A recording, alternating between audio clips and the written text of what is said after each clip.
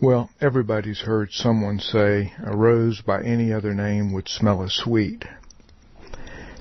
Over the years, as I've presented information from the book His Name is Yahweh, I've heard the argument that it really doesn't matter what we call God so long as we are honest and sincere and have a caring heart. You know, I think the kindest thing I can say to someone who raises that argument is that you're not going to find support for that in the Scriptures. It's just not there. In fact, the Bible is so clear about this fact it's just unbelievable. First of all, we have Yahweh in Exodus chapter 3, verses 13 through 15, telling us that Yahweh is His name forever, and that's the name by which He wants us to remember Him. Now, that's pretty clear. In fact, that's stunningly clear. We have Jesus throughout the Gospels telling us that He is Yahweh. We have Joel, the prophet Joel, telling us that everyone who calls on the name of Yahweh will be saved. And then Peter and Paul, the same message. Now, those things are irrefutable facts in the Scriptures. And any opinion you may hold that is contrary to that pales by comparison. When Yahweh,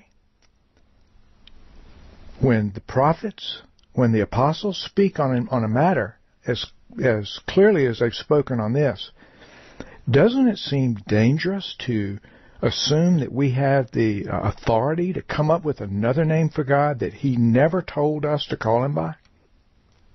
A perfect example, the name Jesus. Now, I've said this before, and many of you have heard me say this before.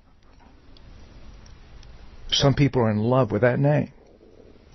The problem with that name is that was never His name, ever. His name at birth was Yeshua, not Jesus. Jesus is the English transliteration of the Greek name Jesus, and the Greek name Jesus was literally made up.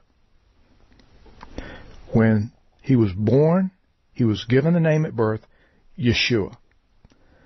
The meaning of the name Yeshua is Yahweh saves.